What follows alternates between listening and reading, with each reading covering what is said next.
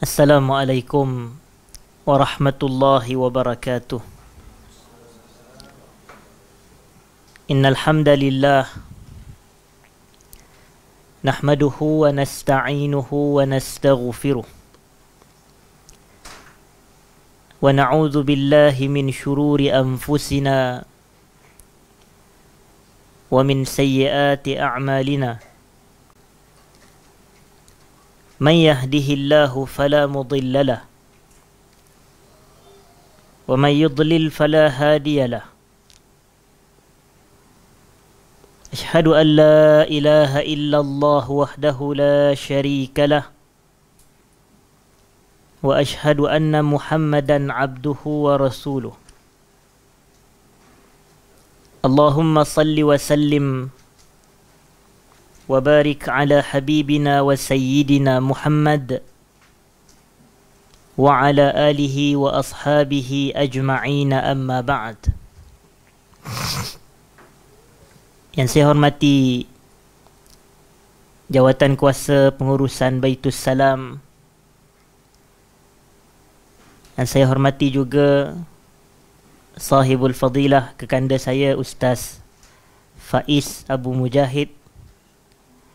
Seterusnya hadirin dan hadirat, muslimin dan muslimat yang saya hormati sekalian. Alhamdulillah, kita rafa'kan syukur kepada Allah Subhanahu wa ta'ala kerana pada malam ini kita diberikan ruang dan kesempatan bagi bersama kita meneruskan majlis pengajian bulanan kita menggunakan kitab Mukhtasar Zadil Ma'ad fi Hadi Khairil Ibadi sallallahu alaihi wasallam. Dan kita hadirin dan hadirat pada malam ini akan membahaskan berkenaan dengan subtopik yang baharu daripada huraian dan kupasan kitab kita ini. Dan oleh kerana esok adalah hari cuti umum bersempena dengan kemenangan bola sepak yang saya pun tak tengok sebenarnya, tahu-tahu menang. Jadi saya nak anjur dan galak, oleh kerana kita berada pada malam hari Jumaat, supaya kita dapat mengamalkan dua petunjuk Nabi sallallahu alaihi wasallam. Yang pertamanya adalah bacaan suratul Kahfi, dan yang keduanya adalah memperbanyak selawat ke atas Nabi sallallahu alaihi wasallam. Dan kita maklum yang hari Jumaat ni terbahagi kepada dua pecahan. Yang pertamanya disebut sebagai malam hari Jumaat, dan yang keduanya disebut sebagai siang hari Jumaat. Dan malam hari Jumaat ni dia telah bermula apabila terbenam matahari pada Khamis. Masuk sahaja maghrib, terbenam sahaja matahari, bermulalah malam Jumaat. Dan tempohnya sampailah kepada terbit fajar. Itu namanya malam. Sebaik terbit fajar sehingga terbenam pula matahari keesokan harinya, itu namanya siang hari. Jadi dalam tempoh kedua-duanya itu, malam dan siang hari Jumaat ni adalah waktu untuk pertama kita membaca surah Al-Kahfi, dan yang keduanya untuk kita memperbanyakkan selawat ke atas Nabi kita sallallahu alaihi wasallam. Jadi Ahlus Sunnah dia kena banyak beramal dengan sunnah. Jadi antara amalan sunnah itulah dianya. Jadi kita kena lazimi petunjuk yang disebut sebagai Hadiyun Nabawi sallallahu alaihi wasallam. Dan kita terus pergi kepada perbahasan pada malam ini juga, bicara berkenaan dengan petunjuk Nabi sallallahu alaihi wasallam. Dan pada malam ini kita nak pergi kepada perbahasan faslun fi malabisihi sallallahu alaihi wasallam. Fasal berkenaan dengan pakaian Nabi sallallahu alaihi wasallam. Walaupun asas kita maklum yang mana syariat dalam berpakaian hanyalah menutup aurat. Dan orang lelaki ada auratnya dan orang perempuan juga ada auratnya. Jika nak dibuat perbandingan, sudah mestilah aurat orang perempuan lebih banyak.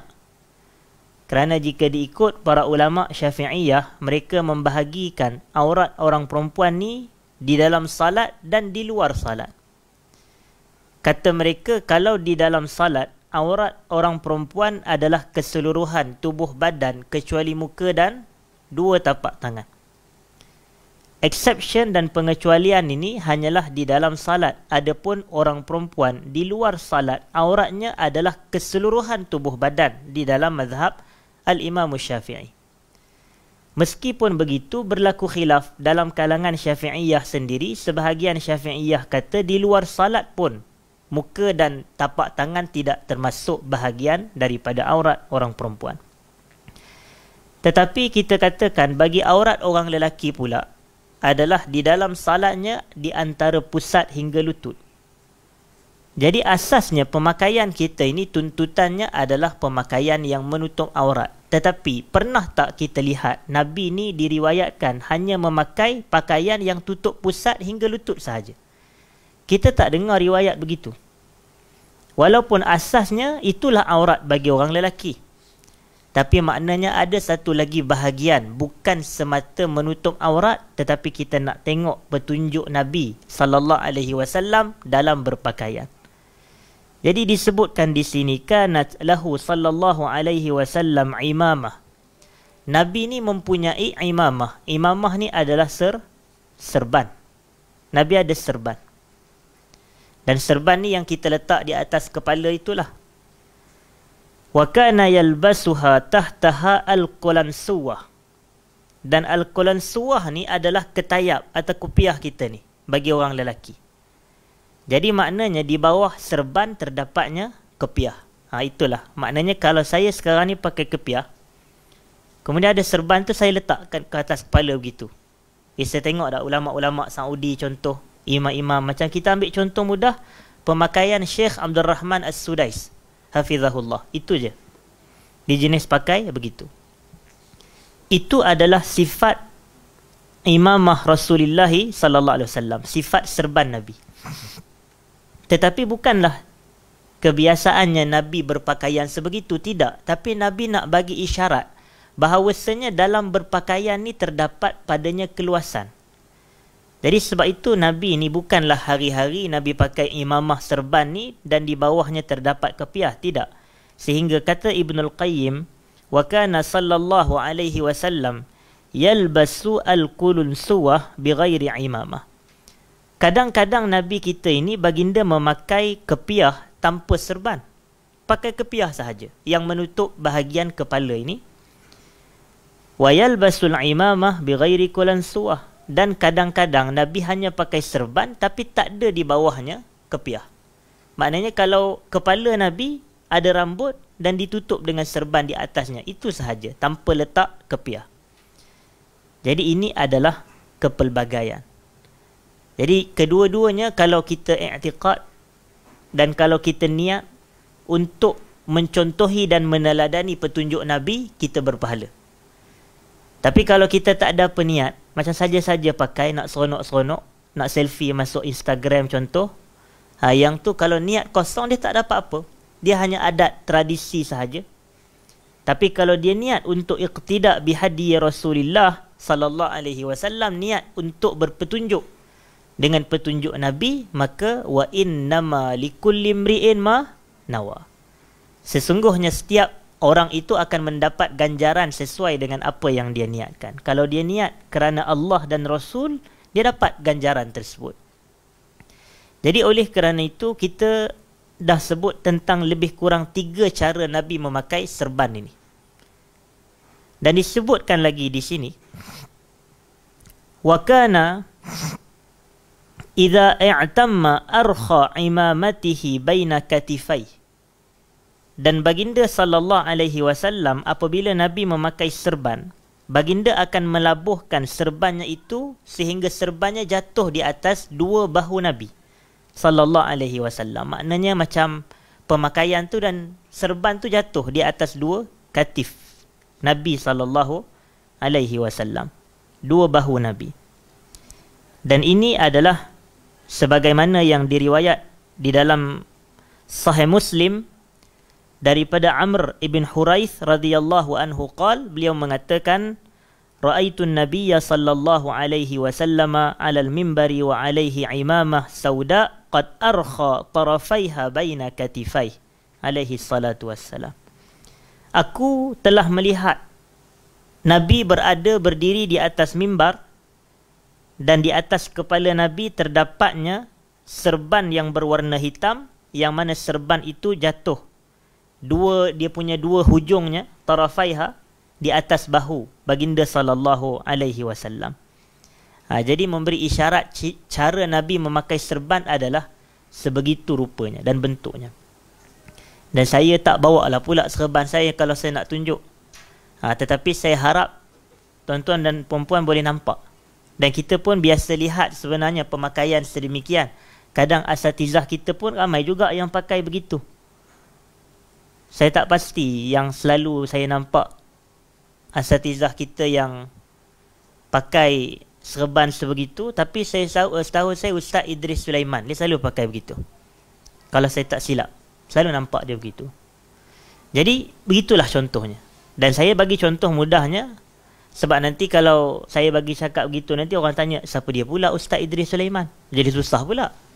Jadi saya kena bagi individu yang satu Malaysia boleh kenal. Kalau macam Syekh Sudais contoh, mesti orang kenal. Tapi kalau orang kita ni, kalau Syekh Sudais tu siapa? Allah. Ini orang Perak kata tengin benar katanya. Yang ni sampai ke Syekh Sudais pun tak kenal, ni bahaya kita ni. Jadi contoh tengok Syekh Sudais, dia pakai serban di atas kepalanya dan jatuh sehingga melepasi paras bahu beliau hafizahullahu ta'ala. Saya nak sebut contoh. Tapi kita iqtidak dengan petunjuk Nabi, bukannya dengan Syekh Sudais ni. Syekh Sudais tu yang berpetunjuk dengan petunjuk Nabi. Dia pun memakai pakaian kerana ada riwayat yang menunjuk bahawasanya itulah cara berpakaian serban Nabi sallallahu alaihi wasallam. Dalilnya apa? Hadis riwayat Muslim tadi. Amr bin Huraith radhiyallahu taala anhu. Selain dari pemakaian serban, dah kalau kita berbahas berkenaan dengan malabis. Malabis ni plural. Dia jamak, dia kata banyak. Jadi Nabi ni dalam batang tubuh Nabi tu, dia bukan semata memakai serban sahaja dari sudut pakaiannya. Jadi Nabi ni suka memakai qamis. Qamis ni baju. Nabi memakai baju. Wa kana ahabba thiyabi ilaih. Daripada banyak-banyak baju yang Nabi pakai, qamis lah yang paling Nabi suka pakai sekali. Tapi ini kita sebut sebagai pemakaian-pemakaian. Kalau bahasa Arab ni, dia pemakaian dia pun banyak nama. Itu uniknya bahasa Arab. Macam kalau kita baju adalah baju. Tapi seolah macam kita nak kata beginilah. Ada baju kemeja, ada baju t-shirt, ada baju sukan, ada baju raihan yang tak ada collar tu, ada baju Melayu. Jadi pemakaian lebih kurang qamis. Maknanya qamis ni adalah baju hakikatnya. Tapi disebutkan di sini juga bahawasanya baju ni dia ada, sifat baju ni dia ada poket. Dan poket Nabi ni adalah diriwayat sehingga kepada bahagian pergelangan ataupun bahagian pergelangan tangan Nabi SAW. Tapi bukanlah makna Nabi memakai semata baju. Salah faham pula. Maknanya adalah seluar dia. Tapi ni bukan jubah. Itulah maknanya qamis ni dia bukan jubah, dia baju. Dan dalam kitab ini juga menyebut Nabi juga memakai jubah. Jadi macam kalau pakaian jubah adalah seperti yang saya pakai sekarang ini. Ini juga termasuk bahagian daripada petunjuk Nabi dalam berpakaian. Pakai jubah. Dan ada juga riwayat yang menunjukkan Nabi ni memakai dua jenis pakaian. Iaitu pertama rida dan keduanya izar. Rida dan izar. Kalau kita bagi orang lelaki yang pernah pergi umrah, hadirin dan hadirat, orang lelaki ni dia ada pakai kain ihram. Dan kain ihram ni ada berapa helai? Dia ada 2 helai. Satu menutup bahagian bahu kita dan juga dada dan bahagian atas badan. Dan satu lagi menutup daripada pinggang atau pusat ke bawah. Yang menutup bahagian atas tu namanya rida. Namanya rida. Tapi yang menutup pusat pinggang ke bawah tu namanya izar. Jadi izar ni kalau orang nak kata macam kain plekat tu pun boleh. Sebahagian orang terjemah kain plekat je. Tetapi asasnya adalah rida ni yang kita pakai di bahagian atas, tutup bahagian bahu ke bawah, dan yang bawahnya itu dianggap disifat sebagai izar. Itu cara bagi yang kita nak mudah faham lah, nak mudah nampak. Ada rida, ada izar. Tapi kadang orang kita ingat hanya rida ni yang letak selendang tu sahaja. Yang tu betul lah, tu pun boleh jadi rida juga. Tapi hanya dia tutup bahagian tu je, bukanlah fungsi rida tu itu. Rida ni nak tutup semua. Itu fungsi dia. Tapi yang tu kain je, kain rida tu, tapi dia jadikan sebagai letak di atas bahu dia. Yang ni boleh jadi orang kata warisan daripada budaya, pengamalan masyarakat. Kadang Yaman punya style, dia macam-macam. Pakaian ni datang daripada asimilasi pelbagai bentuk. Daripada Yaman, daripada Mekah, daripada pakaian kaum tu, daripada ini dan ini. Tapi asasnya kita lihat Nabi ni banyak memakai pakaian tetapi mengikut kesesuaian dan mengikut tempat. Itulah sunnah sebenarnya. Mengikut kesesuaian, mengikut tempat. Dah awak orang ajak main bola sepak, pakailah baju sukan. Kenapa pakai jubah? Sunnah Syekh, sunnah Syekh. Takkan nak main bola pakai jubah. Jadi sunnah adalah berpakaian mengikut kesesuaian dan ikut tempat. Jadi itu fiqh kita dalam beragama. Sebab kita tengok Nabi ni sallallahu alaihi wasallam begitulah sifatnya. Nabi pergi ke masyarakat sekian, Nabi pakai pakaian masyarakat itu. Nabi duduk di orang kata aktiviti tertentu, Nabi memakai pakaian yang sesuai. Sebab tu nanti kita akan sebut Nabi ni bukan semata berpakaian seperti qamis ataupun jubah ataupun rida dan izar, tidak. Tapi ada part yang Nabi pakai baju perang. Itu. Sebab ada tempat je. Bila tengah berperang, pakailah baju perang. Takkan pakai jubah pula. Jadi kita tengok fiqh Nabi dalam berpakaian. Kemudian disebutkan di sini hadirin dan hadirat, washtara sarawil, dan Nabi juga membeli sarawil. Dan sarawil ni seluar. Sirwal punya plural. Sarawil. Jadi Nabi beli seluar. Dah kalau Nabi beli seluar ni, mestilah Nabi nak apa? Nabi nak pakai. Takkan Nabi beli duk tengok saja, tak. Yang tu boleh termasuk dalam idha'atul mal. Maknanya kita mengabaikan ataupun orang kata tak menggunakan harta, rugilah, pembaziran harta. Tapi Nabi beli untuk Nabi pakai. Jadi itu isyarat Nabi juga memakai seluar. Itu juga dalil, kata Ibnul Qayyim, inilah dalil Nabi SAW memakai juga seluar. وَالظَّاهِرُ أَنَّهُ إِنَّمَا اشْتَرَاهَا لِيَلْبَسَهَا, kata Ibnul Qayyim. Dan zahirnya Nabi membeli seluar ini tujuan adalah untuk baginda memakai seluar. Tapi seluar pun zaman sekarang ni dia banyaklah jenisnya. Tapi asasnya kita kata pemakaian seluar tu. Pemakaian seluar. وَقَدْ رُوِيَ فِي غَيْرِ حَدِيث أَنَّهُ لَبِسَ السَّرَوِيلِ وَكَانُوا يَلْبَسُونَ السَّرَوِيلَاتِ بِإِذْنِهِ. Diriwayatkan bukan dalam semata satu hadis sahaja. Maknanya banyak hadis yang meriwayatkan Nabi kita ini sallallahu alaihi wasallam memakai seluar. Dan para sahabat juga memakai seluar dengan keizinan Nabi sallallahu alaihi wasallam. Maknanya isyarat Nabi beri keizinan itu bukan perkara maksiat. Itu. Dan Nabi ni sallallahu alaihi wasallam mustahil perkara maksiat berlaku depan mata Nabi dan Nabi diam. Itu mustahil. Sifat mustahil bagi Nabi. Dia mesti Nabi akan menegur dan membetulkan maksiat yang berlaku di depan mata. Yang selalu diam bila tengok maksiat ni siapa dia? Kita lah. Nampak orang buat mungkar, kita diam je. Sebab apa? Membenci dalam hati. Itu je lah yang kita mampu. Tapi kita abaikan dua bahagian yang awal daripada hadis Muslim tu, yang Nabi SAW kata, man ra'a minkum munkaran falyughayyirhu biyadihi. Siapa yang melihat kemungkaran, hendaklah dia ubah dengan tangannya. Ubah dengan tangan ni ada dua maksud. Yang pertama, zahir tangan secara literal. Macam tengok orang duk bertumbuk. Bertumbuk sesama orang Islam ni, maksiat ke benda yang ma'ruf? Dia maksiat. Kalau orang Islam bertumbuk, bergaduh ni maksiat. Jadi bila kita tengok ada dua orang sedang bergaduh, bertumbuk, maka kita pergi guna tangan kita leraikan. Itu falyughayyirhu bi yadi, ubah dengan tangan. Tapi para ulama hadis juga, mereka kata antara maknanya juga ubah dengan kuasa yang kita ada. Ubah dengan kuasa yang kita ada. Jadi kalau awak ada kuasa nak ubah kemungkaran, kuasa politik contoh, kuasa pentadbiran, siasah, gunakan kuasa tu. Tapi janganlah bila tak ada kuasa, ubah. Bila dah ada kuasa, diam. Jadi kita tak nak. Betulkan, gunakan kuasa tersebut. Fa'in lam yastati' fa bilisanih. Kalau tak mampu ubah dengan tangan, ubah dengan lidah. Tegur dengan lidah.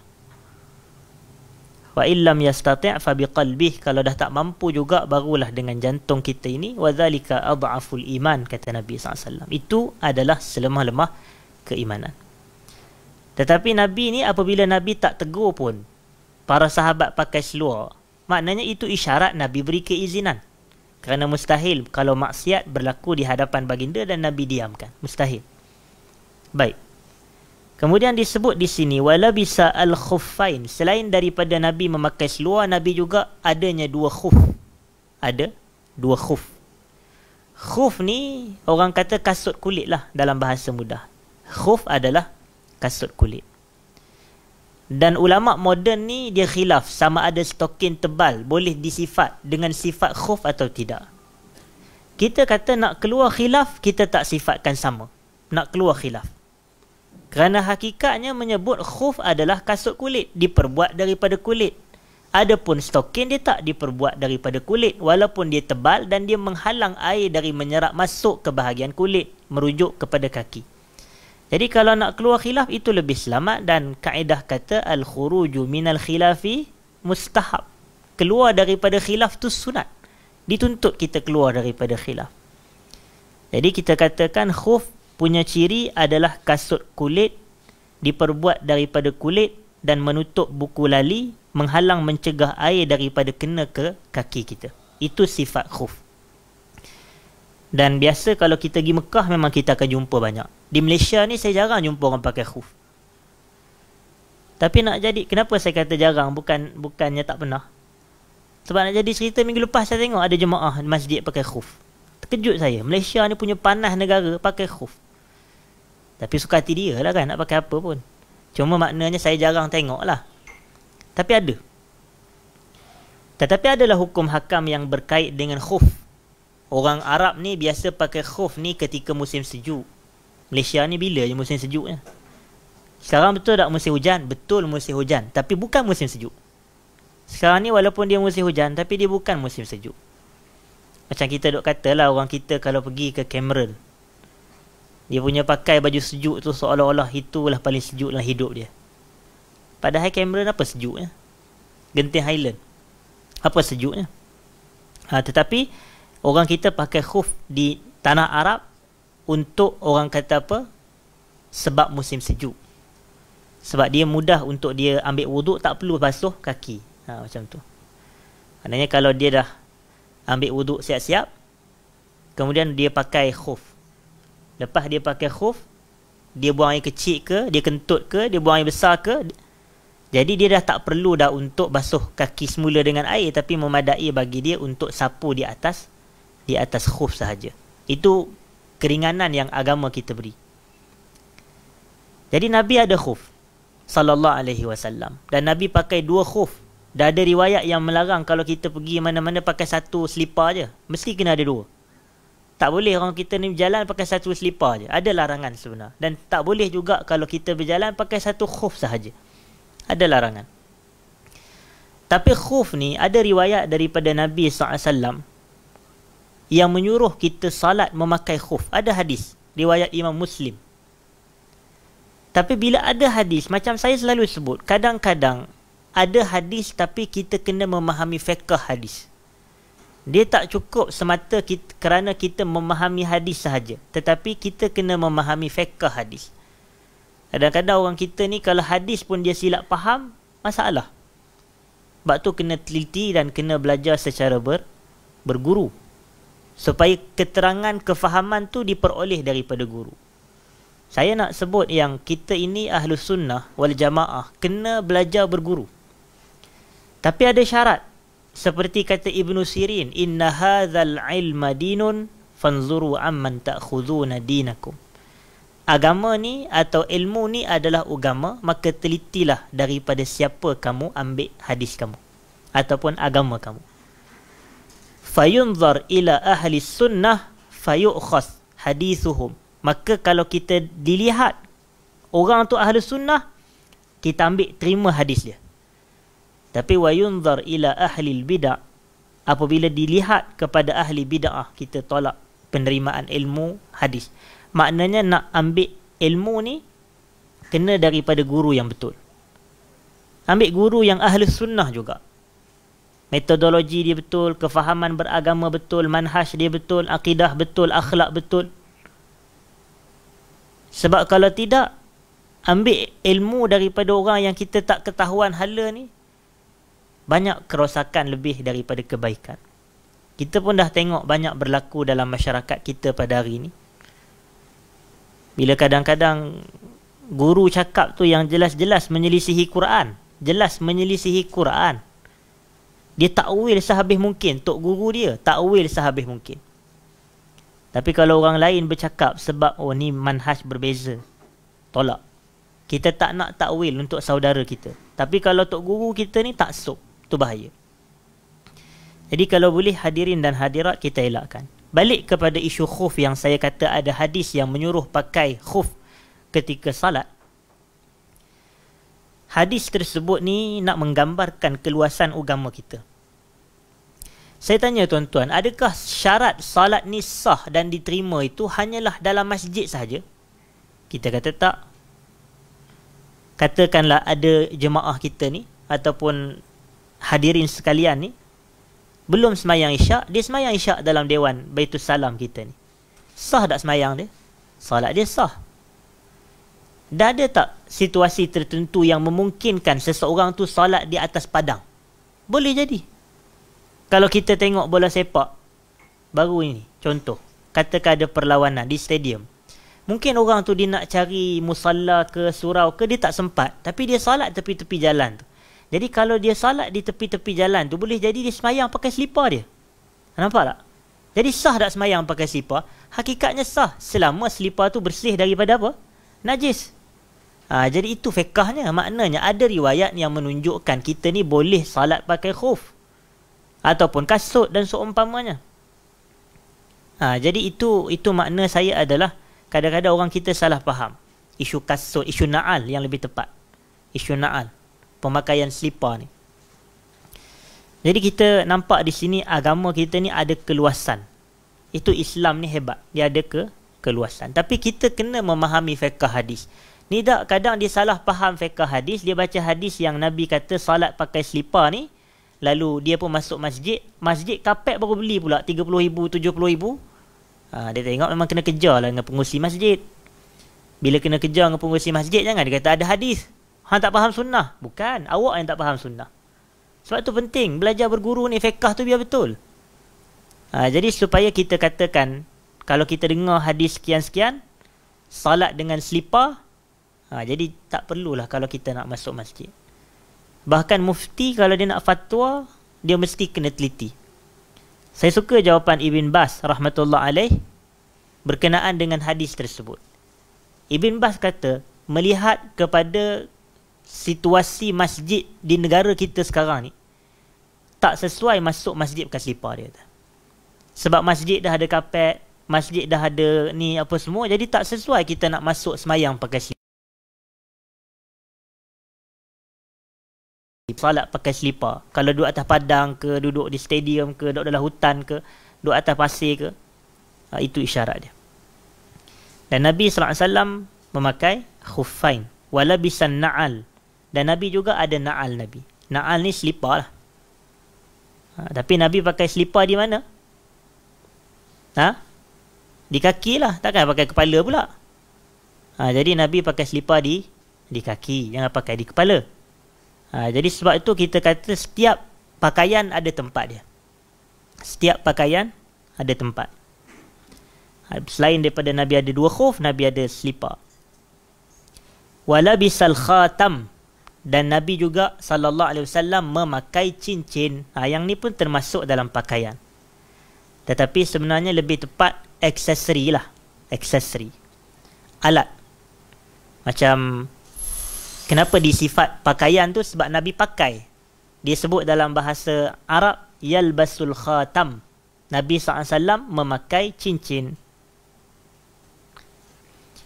Dan cincin ni juga, perbuatan Nabi memakai cincin adalah dalil bagi orang lelaki harus memakai cincin. Harus bagi orang lelaki memakai cincin. Cuma berlaku perbahasan hadirin dan hadirat yang saya hormati sekalian. Nak pakai cincin ni di jari apa dia? Maksud saya adalah di tangan mana? Kanan ke tangan kiri? Tangan kanan, tangan kiri itu satu isu. Lepas tu jari mana tu nak pakai pun ada perbahasan ulama' juga. Ibnul Qayyim dalam kitab ini, beliau tidak menspesifikkan, tetapi beliau hanya menyebut wakhtalafatil ahadith. Hadis-hadis telah datang dalam bentuk berbeza. Hal kana fi yumnah aw yusrah, adakah Nabi memakai cincin dengan tangan kanan ataupun dengan tangan kiri? Maksud saya di tangan kanan ke di tangan kiri? Wa kulluha sahihatus sanad, kata Ibnul Qayyim. Semua hadis yang menceritakan, semuanya hadis sahih sanad dia. Maknanya ada riwayat yang menunjuk Nabi pakai cincin tangan kanan, dan ada riwayat yang menunjuk Nabi pakai cincin tangan kiri. Jadi kalaulah Nabi pakai cincin tangan kiri, ulama' kita qiyas, nak pakai jam boleh tak pakai tangan kiri? Kita kata boleh. Contoh, pakai jam tangan kiri. Sebab ada riwayat yang hadis Nabi pakai cincin tangan kiri. Jadi cincin ni boleh disifat sebagai aksesori. Jam pun adalah aksesori kita. Jadi oleh kerana itu ulama' qiyas. Yang ni kita pakai jam tangan kiri. Ada tak dalilnya? Ada dalil. Sebab tu kita kata agama kita ni dalil. Saya tadi sempat saya tengok satu video pendek oleh almarhum Tuan Guru Ni Aziz rahmatullah alaih. Dia sebut manusialah makhluk yang paling layak menerima dalil. Dia kata kalau puak yang tak nak terima dalil ni siapa dia? Lembu, kuba, dia kata. Tahu kuba? Apa dia? Kuba. Jadi dia kata lembu, kerbau, macam tu. Dah dia bahasa dia gitu, kita pun kuba lah. Jadi dia kata puak-puak ni je yang tak terima dalil. Tapi kalau manusia lah yang paling selayaknya menerima dalil. Hamba Allah, manusia. Jadi kita ni ada dalil perbuatan kita pakai jam tangan kiri, pakai cincin tangan kanan. Ada riwayat sandaran daripada Rasulullah sallallahu alaihi wasallam. Sebab itulah manhaj kita ni manhaj paling meyakinkan. Manhaj hak. Manhaj yang benar. Sebab itu guru-guru saya dahulu menyebut Ahlus Sunnah yastadillun summa ya'taqidun. Ahlus Sunnah ni dia jumpa dalil, dia cari dalil dulu baru dia beramal dengan intipati dalil. Tapi ahli bid'ah ni ya'taqidun, dia dah i'tiqad dah pegang, summa yastadillun. Kemudian baru nak cari dalil, nak menguatkan kenyataan dia, pegangan dia, akidah dia. Sedangkan patutnya agama kita dalil dulu, bukan terus beramal. Dalil dulu, bila dah ada dalil baru kita beramal. Sebab tu saya suka kalau mana-mana masjid surau yang saya pergi, bila saya mengajar, saya akan sebut kita dalam bab agama ni macam kalau kita naik kereta tu, duduk di tengah lampu isyarat. Di hadapan kita ni ada traffic light yang ada 3 warna tu. Ada warna merah dan warna hijau, dan di tengahnya warna oranye. Jadi merah tu ibarat ibadat, pengamalan agama. Lampu merah tu maknanya kalau nak beribadat, nak beragama, nanti dulu. Dan lampu hijau adalah umpama apa? Dalil. Kalau dah ada dalil, baru jalan. Maknanya kalau dah lampu hijau, barulah kereta jalan. Tetapi janganlah kita main langgar je. Dalil tak ada, belum hijau lagi dah beramal dah. Terus kita pergi langgar merah tu. Jadi sebab itu, ini contoh yang sebenarnya mudah dipaham. Biar agama kita ini terbina atas dasar dalil. Ada sandarannya. Tapi kalaulah dalil ni, maknanya kita boleh rojok. Macam kalau orang kata, dalilnya adalah daripada Quran. Kita boleh rujuk Quran. Dan kalau kepahaman kita salah, orang boleh perbetulkan. Dan orang tahu itu salah. Tapi kalaulah dia kata dalil, kami ni dalil lagi hebat, dia kata. Dalil kami direct daripada Allah Ta'ala, dia kata. Macam mana kita nak tahu? Kalau dalil ni direct daripada Allah Ta'ala, maknanya dia tu dapat wahyu lah. Tetapi dah Allah kata dalam Quran yang Nabi kita ni wa khataman nabiyyin. Nabi ni penutup, penyudah bagi sekalian para Nabi. Maknanya kalau dah Nabi pun tak ada, Rasul sah-sah lah tak ada, kerana semua Rasul tu datang dari Nabi. Jadi kalau dah Allah kata, melainkan khataman nabiyyin, Nabi ni adalah khatam nabiyyin, penutup, penyudah, penamat bagi keseluruhan Nabi. Maknanya Nabi yang terakhir sudah mestilah baginda juga adalah Rasul yang terakhir. Yang dapat wahyu ni Nabi je. Yang dapat ilmu daripada Allah directly ni Nabi je. Tiba puak dia nak kata, ustaz aku sendiri, kawan aku, anak murid aku, semua dapat daripada Nabi. Apa kita punya kayu ukur? Tak boleh. Kayu ukur kita ni, agama kita, kayu ukur Quran dan Sunnah je. Quran dan Sunnah. Sebab orang boleh check. Sunnah ni ada kitab dia, ada hadis dia, ada sanad dia, ada, orang boleh rujuk. Betul ke tak betul dakwaan orang ni, sipulan ni? Sebab tu Al-Imam Syafi'i rahmatullah alaih, hadirin dan hadirat, dia bagi dah satu kenyataan yang jelas. Idza ra'aitumur rajul yatiru fil hawa wa yamshi 'alal ma' fala taghtarru bih hatta ta'ridu amrahu 'alal kitabi was sunnah.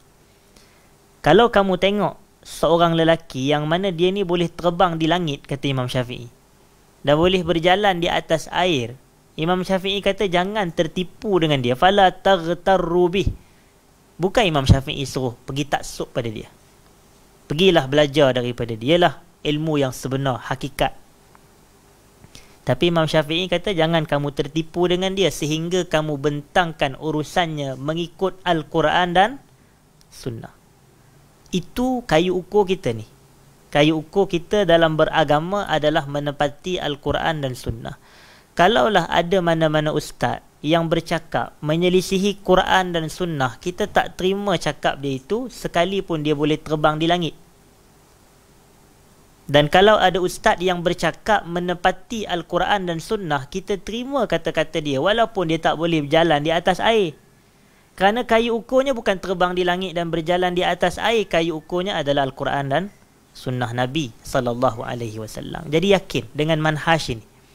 Yakin dengan jalan ini. Yakin dengan metod yang diwarisi daripada Nabi SAW, yang mana Allah menyuruh Nabi mengatakan, Qul hadhihi sabili ad'u ila Allahi ala basiratin ana wa manittaba'ani. Katakan wahai Muhammad, ini adalah jalanku yang mana aku mengajak, dakwah, menyeru kepada Allah mengikut ilmu aku dan ilmu para pengikut aku.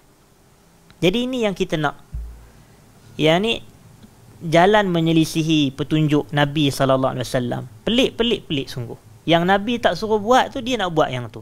Yang Nabi tak bagi buat, dia buat juga. Yang Nabi suruh buat, kadang dia tak buat. Caca marbah. Jadi caca marbah, tak sistematik. Tak sistematik. Baik. Dan berkenaan dengan pemakaian cincin tadi ni, hadirin dan hadirat, adalah banyak riwayat yang menyebut. Tetapi tidak disebutkan oleh Al-Imam Ibnul Qayyim di sini. Tetapi saya cadangkan untuk tuan-tuan dan puan-puan boleh merujuk kepada kitab-kitab seperti Syama'il Syama'il Nabi SAW, Syama'il Muhammadiyah itu oleh Al-Imam Abu Isa At-Tirmidzi rahmatullah alaih. Baik. Walabisal baydata allati tusamma al-khudhah. Nabi kita juga sallallahu alaihi wasallam memakai al-baydah, dan al-baydah ni merujuk kepada topi. Maksud topi ni adalah topi yang diguna ketika perang. Yang tutup kepala. Boleh ke kita sebut Trojan tu? Macam tu lah bentuk dia. Topi besi, topi perang lah. Itu Nabi pakai. Namanya al-baydah ataupun tusamma al-khudhah. Walabisa ad-dira' allati tusamma az-zardiyah. Ad-dira' ni juga adalah baju besi. Sebahagian kata ad-dira' ni adalah perisai tu. Tapi sebahagian terjemah sebagai baju besi. Dan kedua-dua pakaian ini Nabi pakai ketika berperang. Takkan jadi imam semayang. Jadi nampak setiap tempat ada dia punya pakaian dia. Kita raikan. Macam kalau kita nak pergi kerja, lalu majikan kita syarat kalau nak pergi kerja kena pakai baju kemeja contoh. Dan mesti baju kemeja pula mesti kena tuck in, kena masuk dalam. Kemudian kena pakai seluar pula. Seluar pula mesti syarat slack, bukan jeans contoh. Jadi kita tengok dalam situasi begitu, adakah menjadi salah untuk kita mengikut arahan tu? Tak salah. Kalau ada tempat pula dia kata pemakaian dia mestilah pakaian jubah contoh. Dia pula jadi buka madrasah contoh. Jadi guru-guru ni hendaklah pakai pakaian jubah, pakai kepiah. Jadi kita ikut, tak menyelisihi syarak. Bahkan boleh jadi menepati petunjuk Nabi yang berpakaian mengikut kesesuaian tempat. Wallahu a'lam. Kemudian hadirin dan hadirat yang saya hormati sekalian, itu juga adalah dalil yang menunjukkan Nabi kita ni juga hakikatnya manusia yang boleh cedera apabila diserang. Sebab tu Nabi mengambil langkah al-akhdhu bil asbab. Al-akhdhu bil asbab. Al-akhdhu bil asbab ni adalah ikhtiar, langkah, usaha. Itu makna terjemahan al-akhdhu bil asbab. Jadi sebenarnya al-akhdhu bil asbab adalah part of tawakkul. Dia adalah bahagian daripada tawakul. Tawakul ni dua. Ambil ikhtiar, usaha dan penyerahan diri mutlak kepada Allah. Orang salah faham tawakul ni hanya duduk sahaja tak buat apa-apa. Itu bukan tawakul. Itu bukan tawakul. Jadi kita katakan tawakul atau orang Melayu kita sebut tawakal itu adalah meliputi usaha dan penyerahan diri kepada Allah Subhanahu wa taala. Jadi macam kalau Nabi dia pergi berperang sallallahu alaihi wasallam, antara ikhtiar Nabi, usaha dan langkah Nabi untuk menjaga diri dan batang tubuh daripada cedera adalah pemakaian topi besi, baju besi, ada senjata, adanya perisai. Yang tu. Ini fiqh Nabi kita sallallahu alaihi wasallam. Nabi kita ni adalah orang kata manusia yang paling alim sekali atas muka bumi ni. Yang pernah wujud dalam sejarah mana-mana, dia manusia paling alim. Sebab itu dalam hadis Al-Bukhari, Nabi kata, Inna atqakum wa a'lamakum billahi ana. Yang paling bertakwa dalam kalangan kamu dan yang paling alim tentang Allah dalam kalangan kamu adalah ana, kata Nabi, aku. Jadi Nabi ni alim. Dan semua perbuatan Nabi menggambarkan kefahaman Nabi terhadap ajaran agama yang sebenar. Apa yang Nabi suruh, itulah apa yang Allah nak. Dan apa yang Nabi larang, dan itulah yang Allah nak suruh kita tinggalkan. Baik.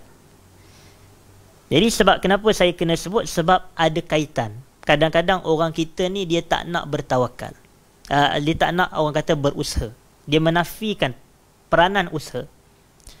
Semata dia kata kerana tawakal dan tawakal dan tawakal. Tidak betul. Tawakal tidak menafikan usaha. Sebab itu kita diajar untuk melazimi tawakal. Tawakal ni berkait dengan akidah sebenarnya. Tawakal berkait dengan akidah. Keyakinan kita terhadap Allah. Jagaan pemeliharaan Allah. Sebab itu bila kita keluar daripada rumah, kita dituntut, disunatkan berdoa, Bismillahi tawakkaltu ala Allah. La hawla wa la quwwata illa billah. Nak masuk rumah pun sama. Bismillahi walajna wa bismillahi kharajna wa ala rabbina tawakkalna. Ni doa ni berkait. Masuk rumah pun tawakal, keluar rumah pun tawakal pada Allah.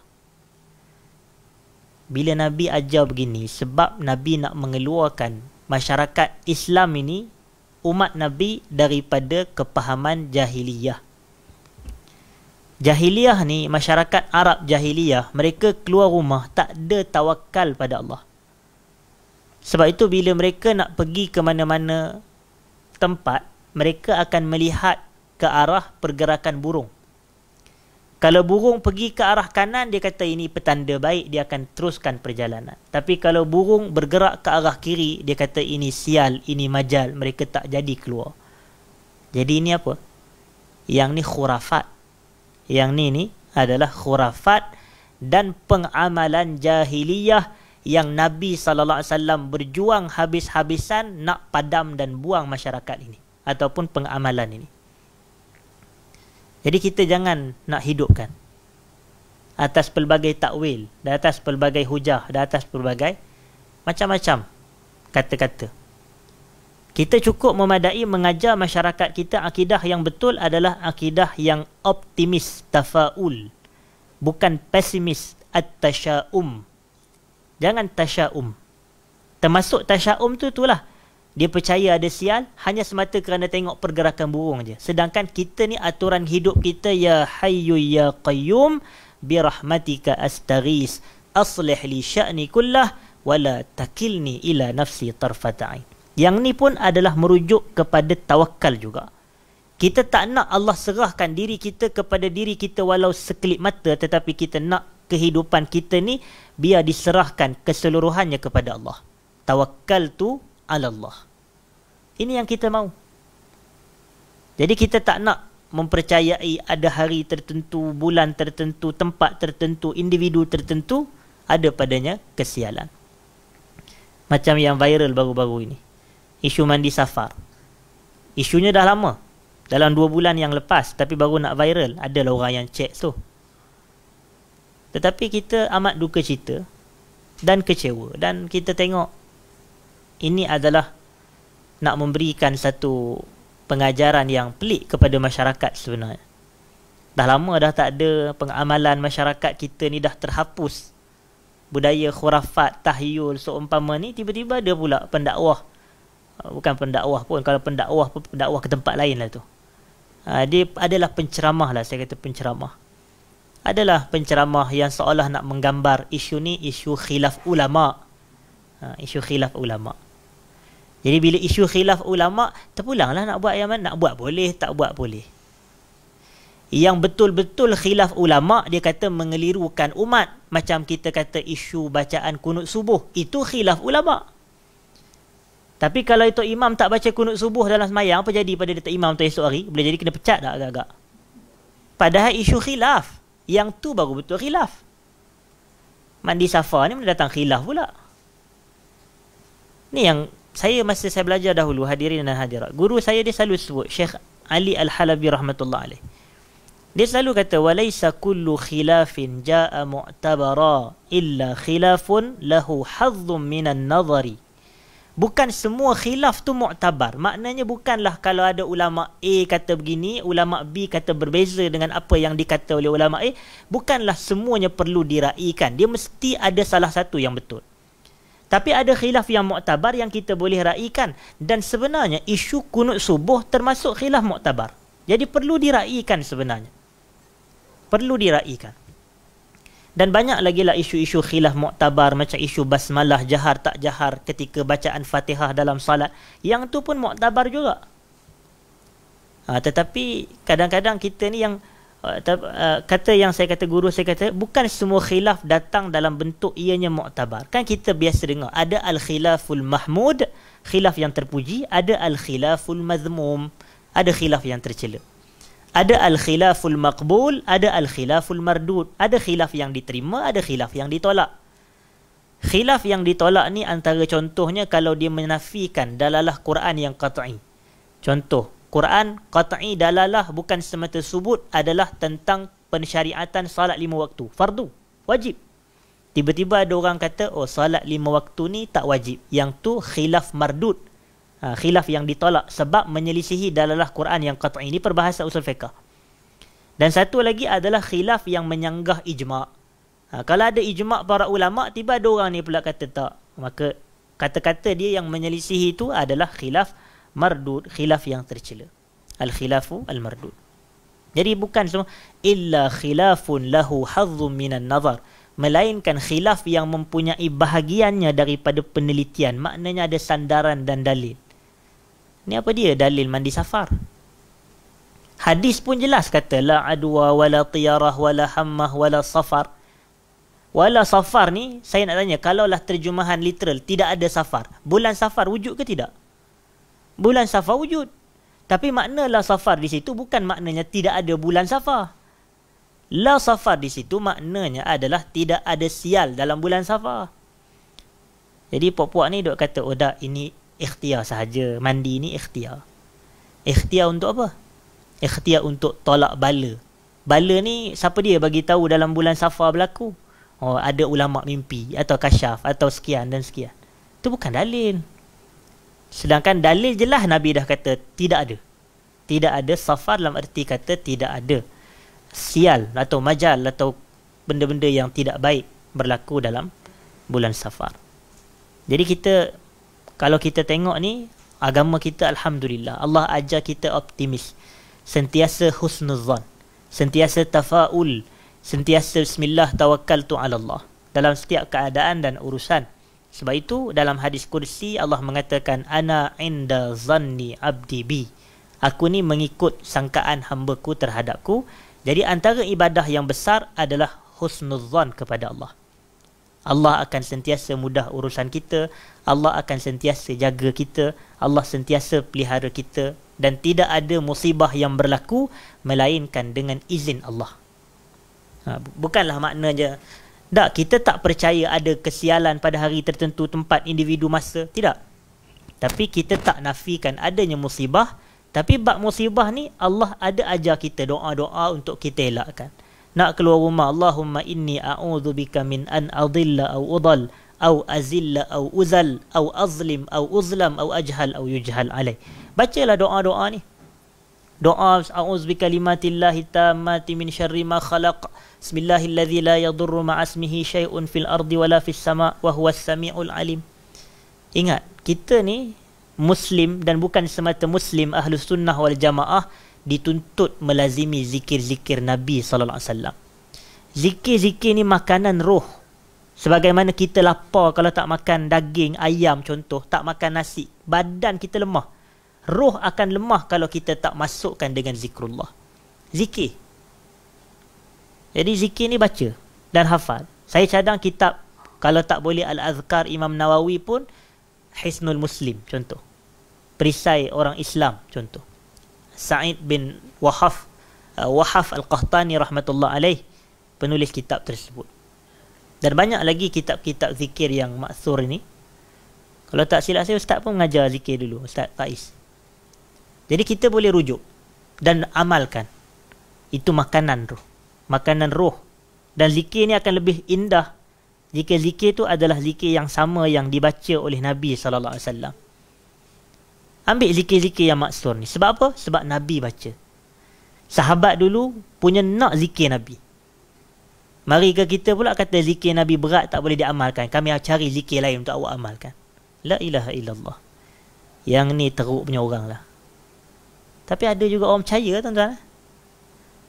Tapi itu ajaibnya manusia ni. Saya kena ubah penampilan pemakaian saya dah lepas ni. Orang akan taksub insya-Allah. Tapi kita ni, dia ajar. Kita ni tak nak orang taksub pada kita. Kita nak orang taksub pada kebenaran. Al-haqqu ahaqqu ayyuttaba'. Kebenaran lebih utama untuk diikuti. Bukan individu dan batang tubuh ustaz atau ulama. Tidak. Dahulu ada seorang ulama ni, dia pernah kata, Syekhul Islami habibun lana. Syekhul Islam ni, tapi bukan Ibn Taymiyah, merujuk kepada Al-Harawi, ulama besar dalam mazhab Al-Imam Syafi'i. Kami sayang dia, tetapi kebenaran ahabbu ilaina. Kebenaran lebih kami sayang. Jadi kita nak ikut kebenaran ke nak ikut batang tubuh individu? Kita ikut kebenaran. Saya tak pernah ajak orang nak ikut taksub kepada kita. Jangan taksub pada mana-mana penceramah di Baitul Salam ni. Tapi taksublah pada kebenaran. Lihat kepada hujah, kepada nas, kepada sandaran dan dalil. Itu meyakinkan kita. Macam mana saya kata para sahabat nak zikir Nabi? Kita tengok. Satu hari Abu Bakar Siddiq radhiyallahu anhu, dia pernah bertanya kepada Nabi sallallahu alaihi wasallam, "Ya Rasulullah, ajarkan aku kalimah untuk aku membacanya di dalam salatku." Maknanya Abu Bakar nak zikir Nabi. Sebab dia minta Rasulullah SAW ajarkan bacaan salat, zikir salat untuk Abu Bakar amalkan dalam salat.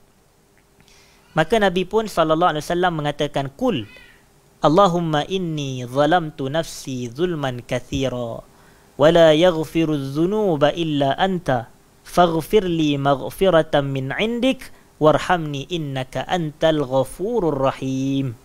Ini yang Nabi ajar kepada Abu Bakar As-Siddiq. Allahumma, ya Allah, inni zalamtu, sesungguhnya aku telah menzalimi diriku, zalamtu nafsi zulman kathira, dengan kezaliman yang begitu banyak.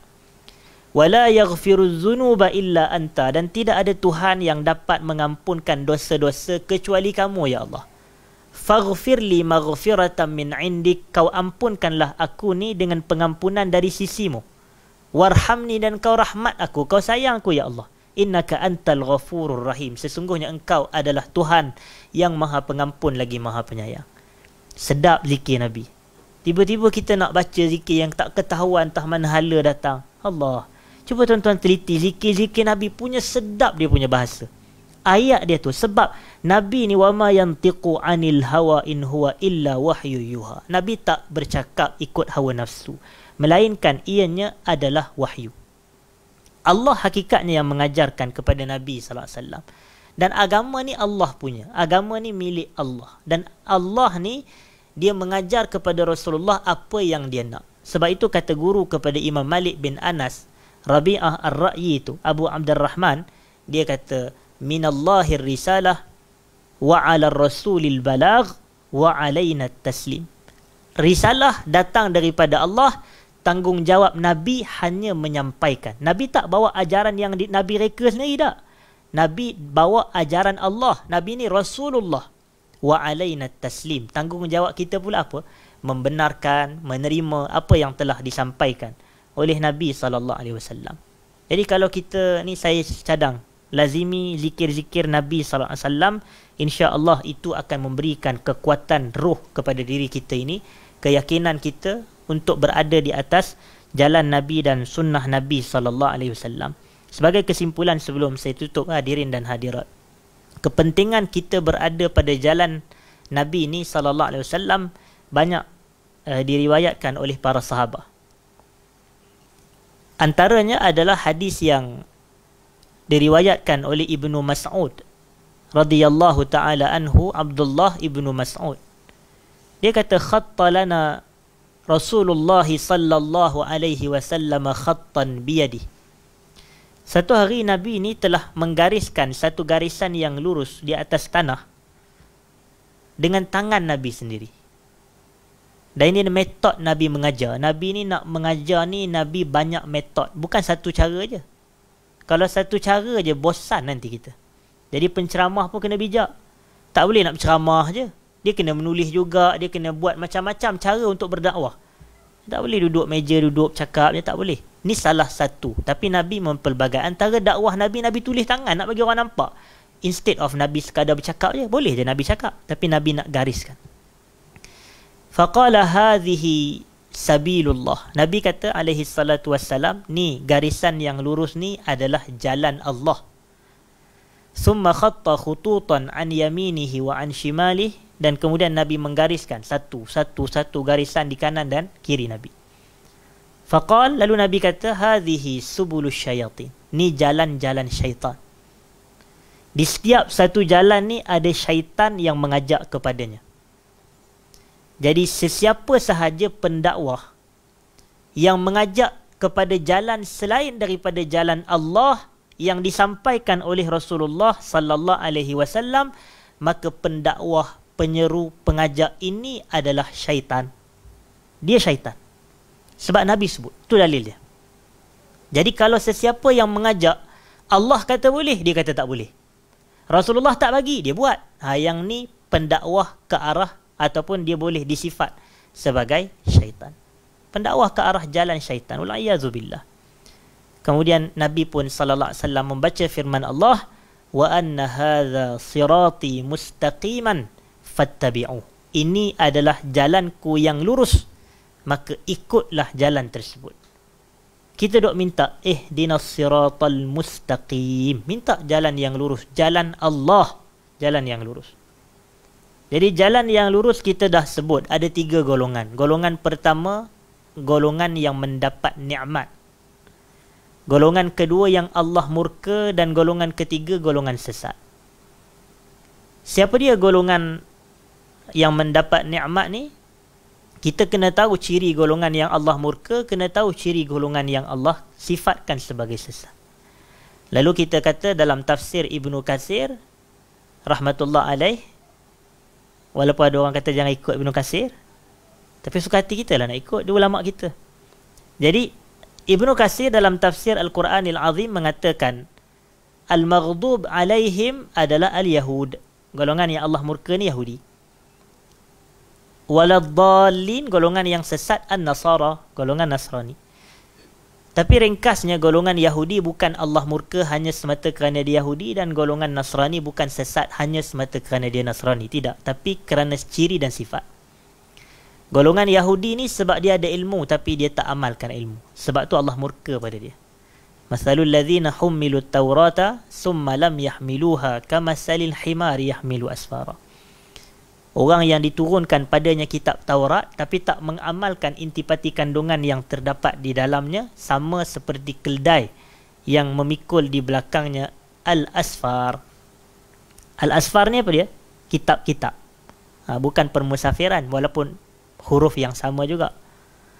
Sebab itu Al-Iraqi rahmatullah alaih, bila dia buat takhrij kepada kitab Ihya Ulumiddin tu, dia namakan Al-Mughni an hamlil asfari fil asfari lima fil ikhya'i minal akhbar. Kitab yang mencukupi daripada nak pikul kitab-kitab ketika musafir-musafir. Nampak? An hamlil asfar fil asfar. Sama je. Jamaknya sama, tapi as-safru kitab, as-sifru adalah permusafiran. Ataupun saya minta maaf, as-sifru kitab, as-safru adalah permusafiran. Jadi ini. Jadi golongan Yahudi disifatkan Allah murka kerana dia ada ilmu tapi tak beramal dengan ilmu. Sama seperti dalam surah Al-Jumu'ah tadi yang saya baca. Kama salil himar yahmilu asfara. Itu kejian dan celaan yang Allah bagi. Dah kalau orang kita kata tuan ni bijak macam keldai, kata kat kita. Kita nak senyum ke kita nak marah dia, tuan-tuan? Kita nak senyum, dia kata kita ni macam keldai. Tapi kita nak marah dia pula, dia kata aku bijak. Tapi kita pun jadi tak pening kepala kita. Apa yang sebenar? Sebenarnya itu adalah celaan. Kamassalil himari yahmilu asfara. Jadi Allah mencela golongan Yahudi kerana mereka ada ilmu tapi tak beramal. Orang Islam boleh ada tak sifat ni? Orang Islam pun boleh ada juga. Sebab tu kita minta jauh. Dan orang Nasrani itu disifatkan sebagai sesat kerana mereka beramal tanpa ilmu. Kita betul, kalau kita duk beramal tapi tak ada ilmu, memang kita sesat. Entah bawa kereta tu beramal tapi bawa kereta nak pergi Kenuri. Contoh pergi Kenuri dekat tempat yang jauh sikit, dekat Kelang ke, dekat mana ke. Tapi kita tak tahu jalan tu. Orang jemput kita Kenuri. Zaman sekarang ni jemput Kenuri pun alamat tu mana kita nak baca lah dalam kad tu. Mana susah sekarang ni. Melainkan Waze je lah. Dan kalau kita ni mazhab tak nak ikut Waze, nak buat macam mana? Jadi main bawa je kereta. Bawa penyudahnya tak sampai. Jadi tak sampai, sesat lah. Itu maknanya bawa kereta tanpa ilmu, sesat jalan lah. Jadi orang yang beramal tanpa ilmu adalah orang yang sesat. Itulah Nasrani. Dan kita pun boleh jadi beramal tanpa ilmu. Jadi kalaulah ada 3 golongan. Golongan pertama ni satu yang kita nak jadi. Golongan kedua ada ilmu, tak beramal dengan ilmu. Golongan ketiga beramal tanpa ilmu. Jadi kita nak jadi golongan yang berilmu dan beramal dengan ilmu. Itulah jalan Allah. Yang kita minta Rabbana atina fid dunya hasanah wa fil akhirati hasanah. Ibnu Abbas kata kebaikan di dunia hanya 2, ilmu dan amal dengan ilmu. Dan kebaikan di akhirat hanya 1, iaitu masuk syurga Allah Subhanahu wa ta'ala. Jadi itulah yang kita minta pagi dan petang dalam 17 rakaat salat kita 5 waktu. Ihdinas siratal mustaqim. Jalan Allah, jalan orang yang berilmu dan beramal dengan ilmunya. Wallahu ta'ala a'la wa a'lam. Jadi saya rasa cukup sekadar itu perbahasan kita pada malam ini, hadirin dan hadirat. Saya minta maaf jika ada salah dan silap, terkasar bahasa dan seumpamanya. Aqulu qawli hadha astaghfirullahal azim li wa lakum. Assalamualaikum warahmatullahi wabarakatuh.